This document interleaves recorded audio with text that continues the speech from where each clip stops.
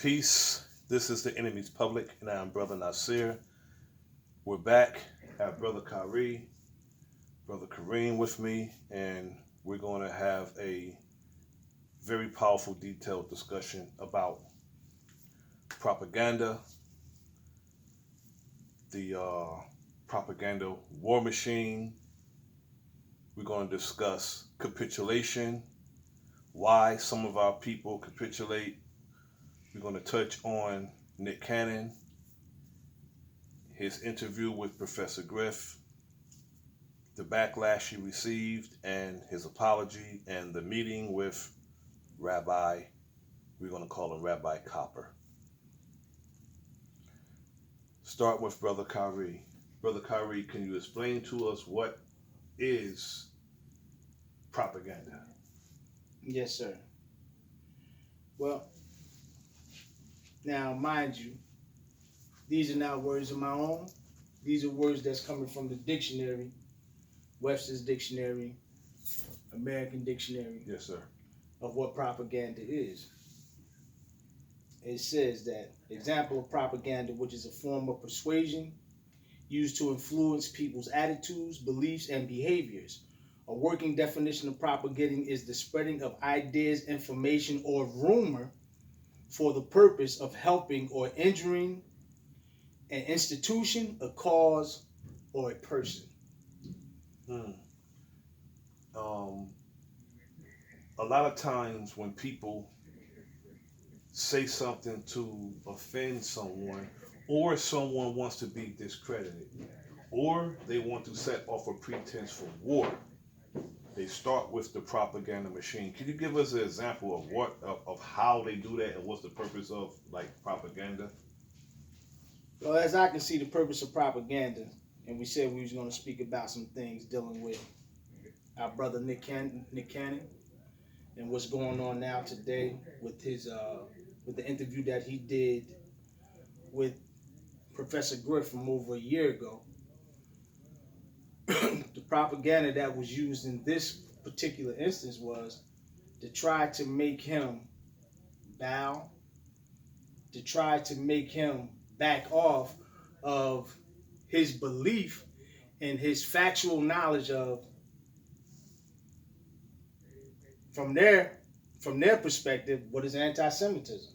Yes, sir. And he was simply stating that anti-Semitism is and derives from a black origin or an African-American origin or an original people origin. Now, as you notice in this whole conversation that he had with Rabbi Cooper, the rabbi never stated what it was that he was angry and that he was upset about, and what was anti-Semitic about what Nick said. He never stated it. Yes, sir. He danced all around it. Yes, sir. He never dealt with it. He just was upset, but he never gave the reason for why he was upset. So propaganda in this term, and the way that he used it for here, is actually to make us, through their influence and through their power, because they was going to pull his TV show. Matter of fact, they still might be in the making of pulling it and taking it down, along with other different outlets and varied outlets that he had to pull it from. That shows that they do have some type of influence. Yes, sir. Because if they didn't, then how can they go to other, or go to Viacom, or go to other outlets and say that they need to have his show canceled just for him saying what he said, and they still couldn't prove that it wasn't factual? And he said NBC means niggas be careful.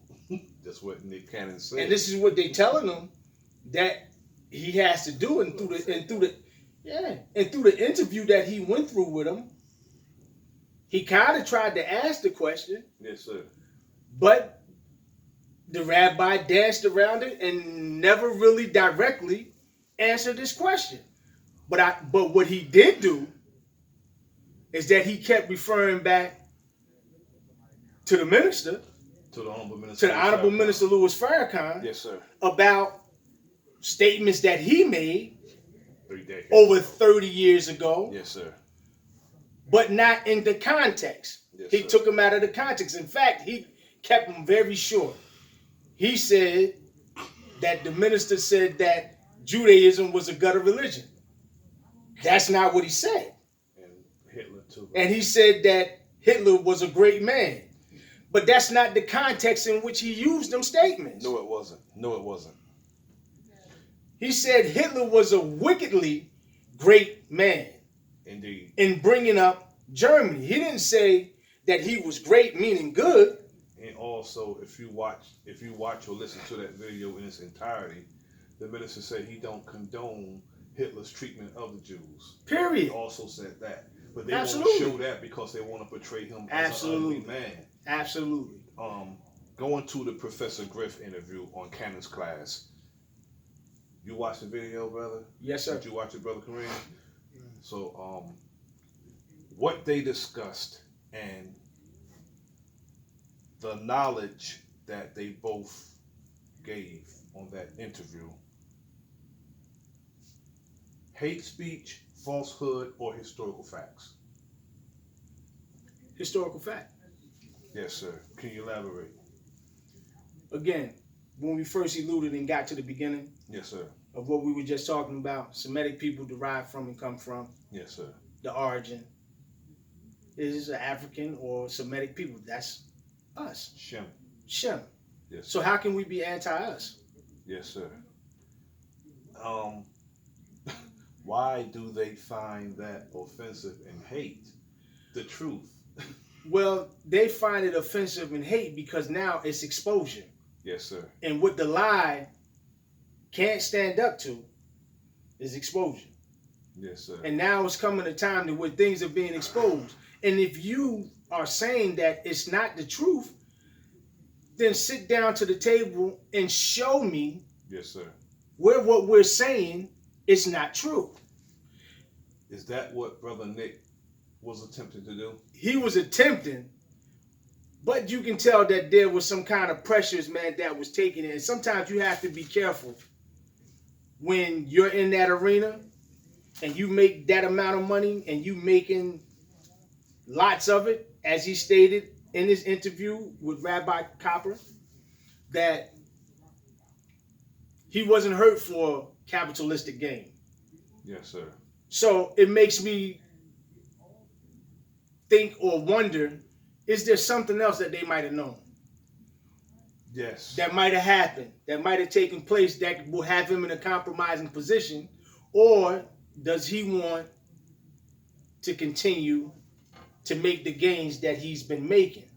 Because when you're talking about warfare, there's different types of warfare. Yes, sir. There's propaganda, there's spiritual, there's actual fighting and killing, there's hostage taking, and all types of things that happen in warfare. But this particular one, I was saying this warfare was when the enemy had you in a position of vulnerability, knowing that certain things may come out that you might not want to come out. He can say certain things or do certain things to kind of put that in jeopardy to make you feel that if you continue to go against it, he's going to reveal that. Yes, Or, sir. I'm not saying that's the case, but these are some of the scenarios that can actually take place and happen. So this is what makes me question, why would you stand so strong on something and then you think about it and like, well, you know, maybe I might want to back out. So you have to question that. See, when you're trying to be, or when you're in a position and you're the spook who sat by the door, once the spook is revealed, you can no longer try to remain to be the spook. Now you got to either, okay, this is what it is. Either you stand on it, or in this case, what's happening. But in this interview, the brother handled himself well. He did bow, but he did handle himself well. You know what I mean? In dealing with and trying to get the gentleman Rabbi Cooper or Copper to elaborate on why he felt attacked or why he felt as if though there were anti-Semitic remarks towards them. Yes, sir. Brother, what about Nick Cannon's second apology when he said, "First and foremost, I extend my deepest and most sincere apologies to my Jewish sisters and brothers for the hurtful and divisive words that came out of my mouth during my interview with Richard Griffin." This is what he wrote. He didn't even refer to Professor Griff as Professor Griff. And then he said, "They reinforce the worst stereotypes of a proud and magnificent people, and I feel ashamed and uninformed and naive." Why would he say this after speaking so much truth during a powerful build? And why would he go and not refer to the brother as Professor Griff? Professor Griff, even he changed his name years ago to Kavan Shaw. That's his name. That if you was to sign a check, it'll be Kavan Shaw, not Richard Griffin. I mean, can you speak to that? Why would he do such a thing? Again, when you're dealing in warfare and you're dealing in propaganda, one of the meanings that we said is that they try to use their power and their influence to make you capitulate to what they want you to capitulate. And propaganda is also trying to get not just him, but to get him is to try to get at a mass public to let them know that what he's saying is a non-truth or it's a non-fact. They want that to happen, so that way they can change the narrative and deflect it and bring the attention away from the fact that you asked that question about them or you made the statement about yourself. Yes, sir. So that way you can get away from that totally and completely and try to keep the attention on the victim.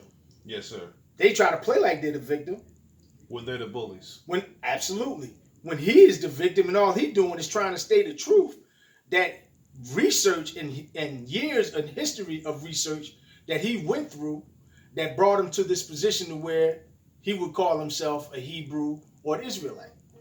And he actually said that he felt ashamed and uninformed after he spoke such profound truth. For our brother, now I'm not going to bash him. No. Because he did, handle himself well. Oh, he did well in the interview. With the interview with the rabbi. He handled himself well. He did well. I mean, he, backpedaled a little bit, but not for the most part. Right. He didn't. He just backpedaled a little bit.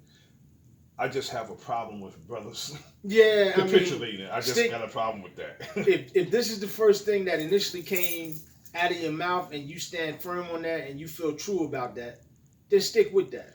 Because when you want to be in the company of a Professor Griff, who has been on the front line speaking truth to power 30 years for over 30 years, in mainstream anyway. Yeah. He probably was doing it before then, because if you see his spirit, that's what the brother do. Right. Now, if you want to be in that company, this is the price to pay, because you're speaking the truth about some people who don't want to hear the truth about themselves, and you happen to work for them. So,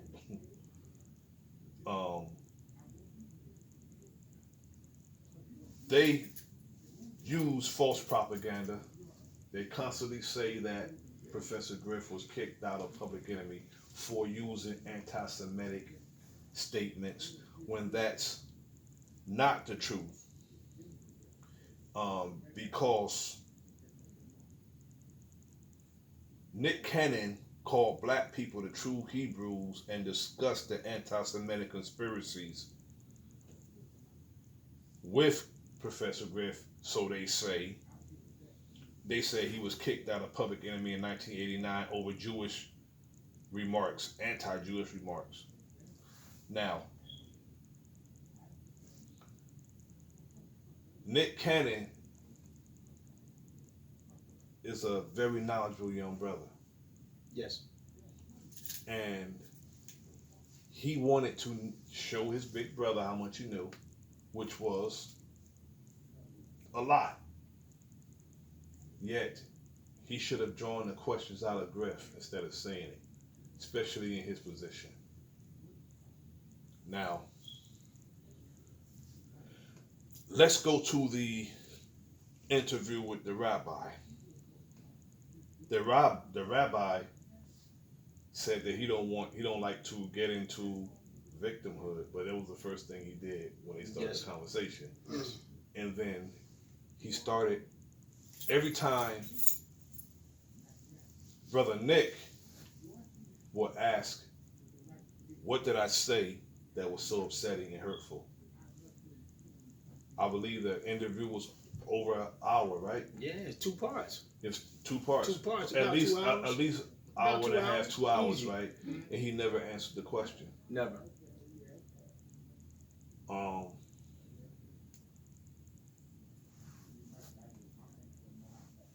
Nick handled him real clever. And again, he never answered the question. He kept referring to the Honorable Minister Louis Farrakhan. Yes. When they'll branch off, he'll say,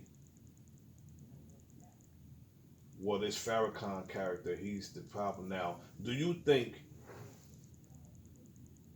Nick alluded to it, but I'm going to ask you, do you think the main issue that they have with Nick Cannon was the fact that pictures surfaced of Nick Cannon at the Garden For the criteria. in the company of the Honorable Minister Louis Farrakhan? Absolutely. I believe so. I believe that was one of the factors. Because as you notice, this interview resurfaced and was posted again that he did with Professor Griff. He just decided to post it And he now. decided to post it again. But it was done over a year ago. Yes. So you telling me that they had nothing and nobody was watching that over a year ago, and then all of a sudden now, when the criterion came down, right, and the pictures showed up with him embracing the Honorable Minister Louis Farrakhan at the criterion, because you seen the setup and you see, so he had to have been there. Yes.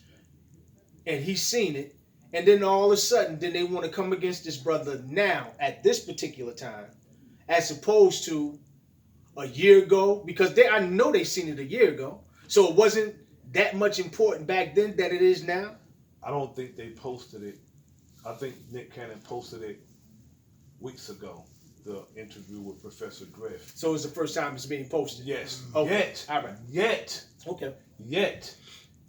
it doesn't dismiss anything you're saying. No, it doesn't. I don't dismiss anything that you're saying. You know why it doesn't dismiss anything?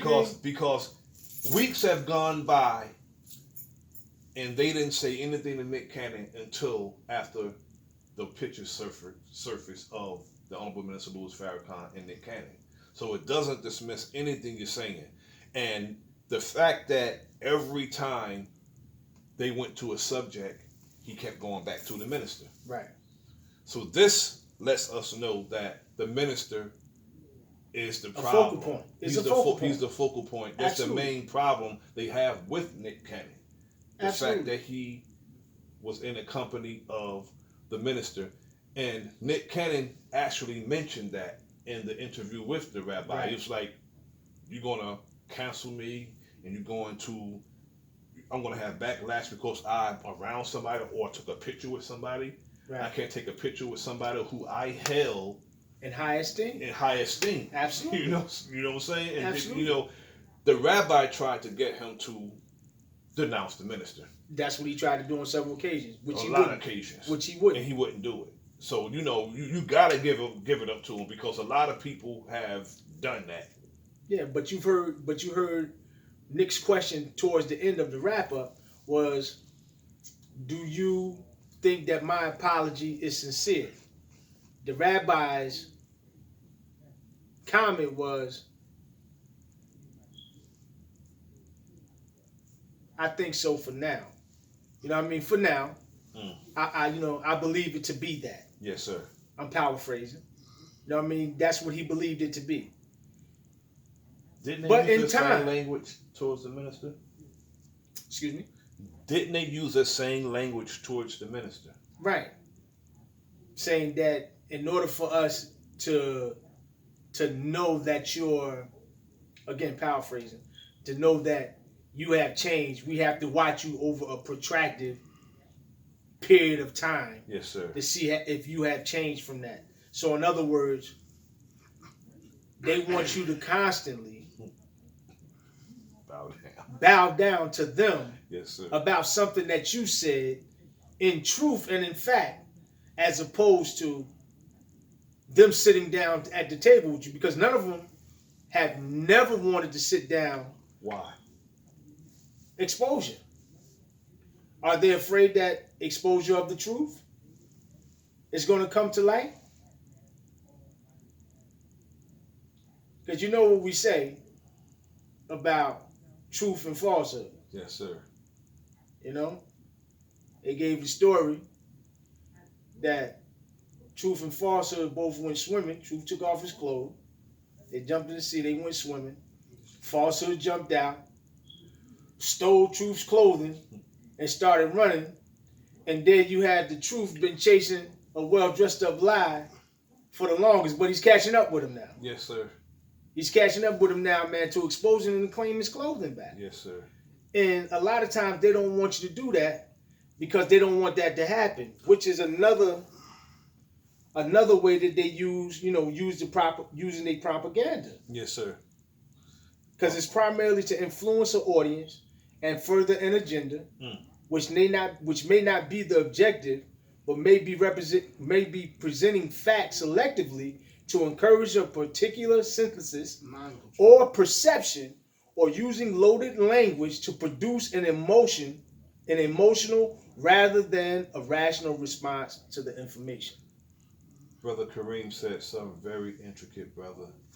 That's nothing short of MK Ultra. That's it. Mind control. That's what it is. That's it. But that's the basis of propaganda. Repetitively. If you keep repeating it, that's how they profit. That's it. Yes, and that's how they get it into your mind and into your subconscious mind also. That's it. That's it. They start that at the 4th grade. Yes, sir. Before that, kindergarten. Kindergarten now. Yes, sir. That started at kindergarten. The things they're teaching in kindergarten today, brother. That's at kindergarten. They're teaching that information. But we got to understand that when you're talking about dealing with warfare, there's many levels, man, of warfare that they use. See, most people, they think of when warfare is played and put into the game, they thinking about the violence. They thinking about us fighting each other. Just the violence. The violence aspect that's of it. Yeah. But they're not understanding that it starts first, man, with what propaganda. Because first, in order for me to go into somewhere else and to cause harm or to do anything to them, I have to first to get the people that I'm trying to encourage to be on my side to believe I got a reason to go in there and do that. Or demonize. Right. Yes, sir. So I have to kill, assassinate the character of those or that individual or them people in order to get a response from the people that I'm trying to get it from to help me do it. And a lot of times, even when you're using warfare of words and propaganda, you'll place it on somebody of their own. Yes, sir. So they can come and combat them, and you can throw the rock, but go back there, and hide your hand. You see a lot of that. You see a lot of this. You see a lot of that because you'll take when something happened. Let's say, for instance, a George Floyd or any one of us who was murdered by police. Mm-hmm. They'll take a Jason Whitlock or Charles Barkley or Candace Owens or Jesse Lee Peterson and have them come out saying the propaganda first, and then they'll come after that so they won't have the appearance of being They won't racist. be the first one to say They won't be the boogeyman. Right. Or They're not woman. the first one to say, well, your person, you said, or Kansas said, Right. or whoever said, of your own particular race or people Exactly. said this. This is what they do. Exactly. It's a part of deflection. Indeed. That was recording? Yeah. Recording. Yeah, that's what they do. They'll have some. They'll get a Negro, have a Negro say something to offset what the real narrative is. Right. So when they come behind it, they don't appear racist. They have them say something outrageously niggardly, and then they'll come behind it. Right. With their racist statements. Right. And justify why they did it because one of yours said it first, so why is it good for them to say it and not good for us, and we can't say it? So in other words, what you tell me using is the double standard. They study the person Mm-hmm. before they even bring them onto the stage. Well, actuality, it's they their made person. Them. They made them. It's their man. Yeah, they made them. Yes, sir. Like a Sheriff David So Clark. that's the deal with Brother Nick Cannon then, because he's in the industry, and being that he signed on to be in the industry, he had the ability to make and break him. Indeed. So therefore, he got to be able to say, either I'm going to separate from the industry and be a truth speaker, or stay in the industry. Nick Cannon has almost $100 million. How much money do you have to have Before to you stick step your away? middle finger up? Before you step away. See, and which brings me back But to it might be in love with the industry. see, but he want to work. he wants to work, but it makes me go back to my original point, and I don't want to say that this is what's going on, but there's always a possibility because a lot of people that's inside of the industry, and it's not fabrication, and I'm not just making stuff up. A lot of people that's inside the industry have things, man, that are in their closet that they would not like to be exposed, and these guys have things on them. And when times come to where it gets very crucial, you see them when they start to pull these things out. Case in point, Bill Cosby. Yes, sir. Bill Cosby making a lot of money, doing his thing. He was the quintessential, quote unquote, black fatherhood that everybody inspired and wanted their children to aspire to have a family like the who? The Huxtables. Facts. Right? Facts. But that was designed. No, we know that's design, but it's something that he went with and played into.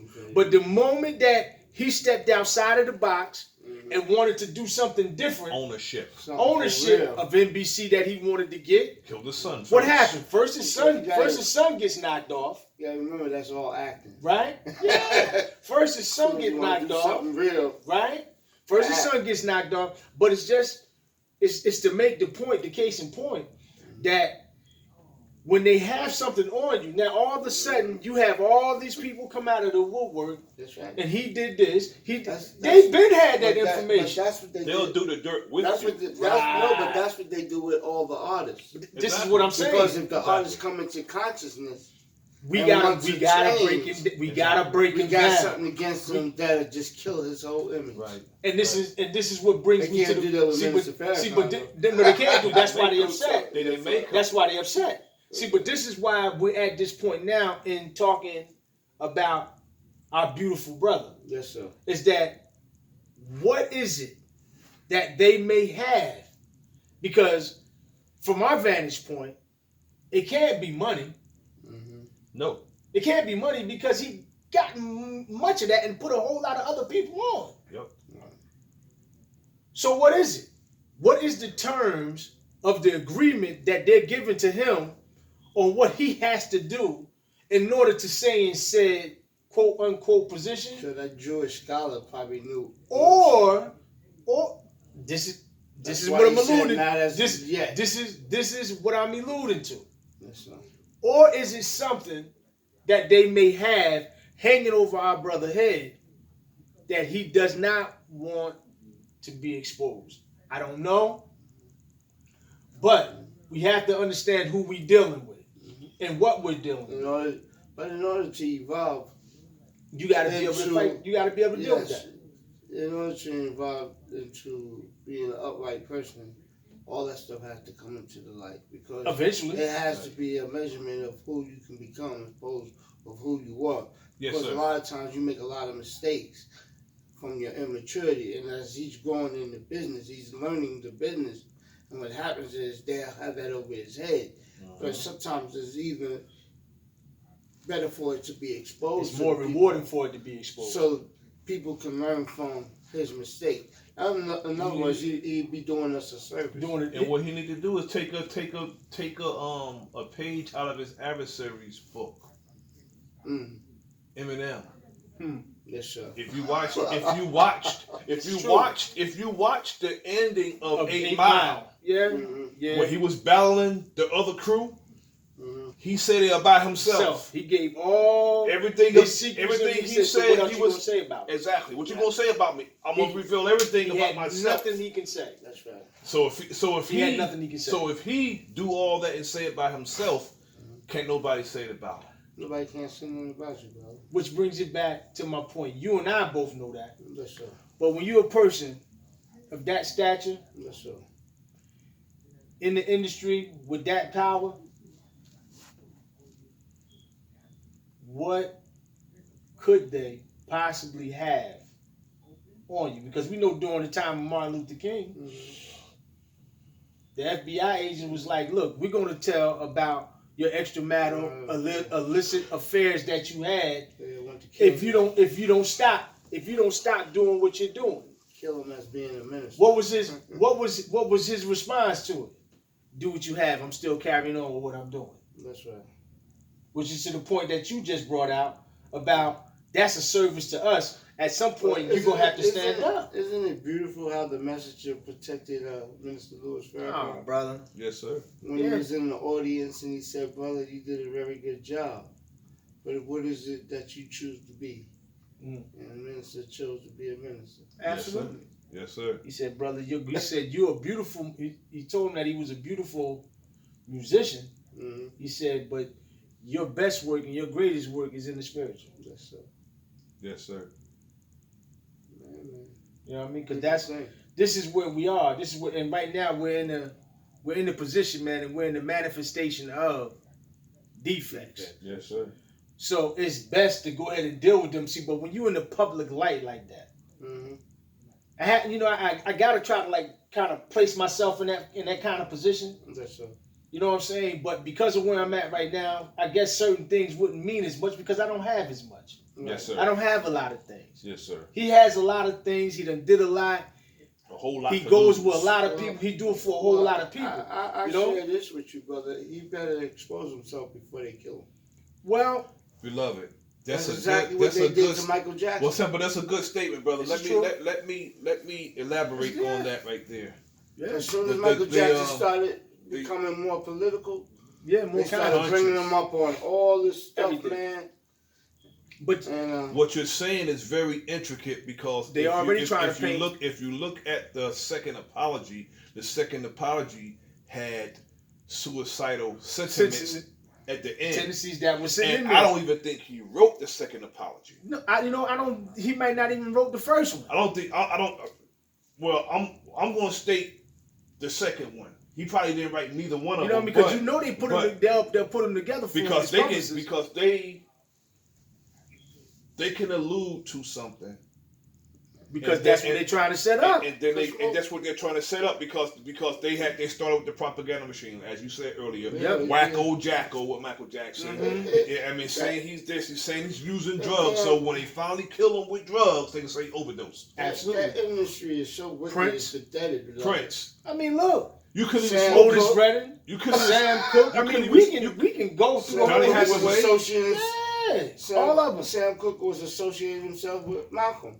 Absolutely. Malcolm, and he Muhammad Ali. He wanted independence too. He wanted independence. Yes. Absolutely.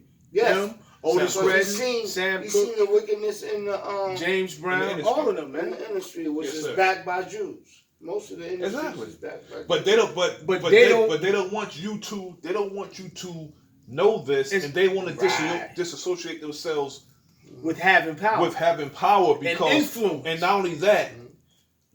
especially today. That's why we If got you the take lesson violent that say movies, you let's take let violent niggas movies, on the right? floor, You bro. take violent movies, violent much movies. so. They don't want you. They don't want to associate themselves with that, but they capitalize Because- off it. Yeah. That's Hip why we hop got that artists lesson, yeah. with the foul language they say they use Mm-hmm. in hip hop, Mm-hmm. they don't want to associate themselves with it, but they capitalize off it. Oh man, And they don't. money. If they'll probably take this video down Mm-hmm. because we're saying this, Right. but they gonna flag it's the it. truth. They gonna flag it. It's the truth. But somebody will see it before they flag it. It's the truth. They'll take the video down for telling the truth. Yeah. They know Talking about if it's you against our. if you look at the executive producer, the executive producer is the one who put the money up. Mhm. That's them. But they don't want us to know. Yeah. Because they capitalize off something that they call filth. Right. They keep all our brothers. And they don't want to be associated with it. Yet they'll tell brothers to dumb their damn lyrics down. Yeah. A lot of brothers don't want to rhyme like they rhyme. Do you think those brothers talk like that for real who do mumble rap? They don't talk like that for The real. first thing they come in and they do this and say, look, man, you know, This is what's in I it. like what you got, but that's not going to sell. Yeah. What's going to sell? You got to be more like little Uzi Vert over here. You got Kill all to the be more bigs, like, keep the littles. you got to be more like baby Waka Knock over here. Yeah. You Show got the to doo be wop. like, you got to be like baby Skeeter Draws over here. You You got to be like this one over It's here. always reduced That's down not to a saying jacket nothing. though. That's saying nothing. All the bigs is gone. Yeah, everything is little now. All the bigs gone. Baby or little. Baby or little. Baby or little. They killed all the bigs. Big L, Notorious B.I.G. Big Sean better watch out. Big Sean, he better You better be careful. be careful. Because they want us little. Yeah. Or baby. They don't want us to grow up into the knowledge of who we really are. Y'all exposing the mysteries. Absolutely. Because this is a And mystery then- to a lot of people. Because a lot of people are unconscious. Yeah. And a lot of our young brothers and sisters And you want know to be what, though? artists, but they don't really know what they. But you know what, though, Kareem? Yes, sir. But It's you an know, industry. That means they want to make money off yeah, it. but you know what though, Kareem? At this time too, a lot more than what we can imagine actually know and have this, but just won't say. Yes, sir. Won't say anything because they're afraid to. Yes, sir. Because they're in it trying to get something because of conditions and stuff that they live in and these type of places. So they want to come up. So they'll kind of, it's like, should I, I need to bow down until I can get certain things that I can get. See, but you have to be careful, man, about this stuff. And they will call this a conspiracy theory when I'm getting ready to say that these parties that they go to, these Pandora boxes, is these little things that they go to is almost like the movie Eyes Wide Shut. Yes, sir.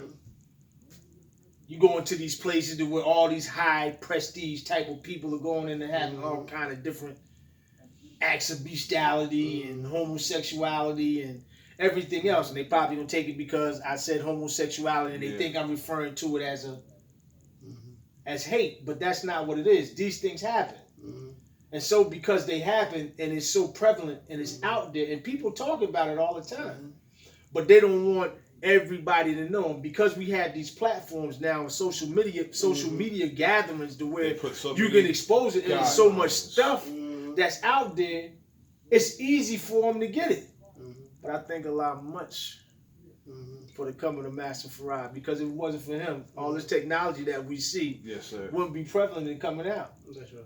Because the atom bomb, cracking the atoms, gene splicing, going into stem cell research, and all this stuff wasn't even prevalent before 1914, before he came. Now all of a sudden when he come, now all this stuff is starting to come into influence. I mean, come into power. People are extracting and taking. When now it used to be when you was in the prison situation, you can have your lessons. Now you can't have none of them. They take them. They grab them. The only thing you can have now is you got to have stuff from people that have published stuff that they can send into you. And then they screen everything. because they want you When the messenger walking got, around like a zombie. when the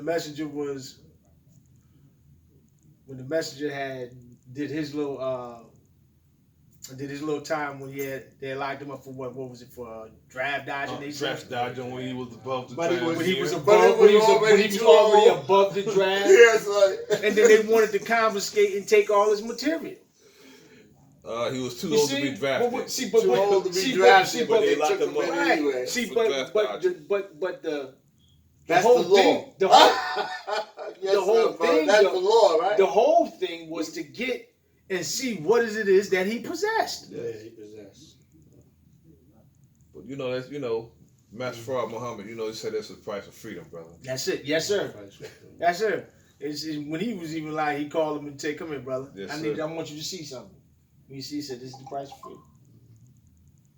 But that's another topic, man. I didn't mean to go into that. Yes, sir. But But it all ties into. yeah, I mean, it all ties pretty much, into. pretty much what we're dealing with here, man, today.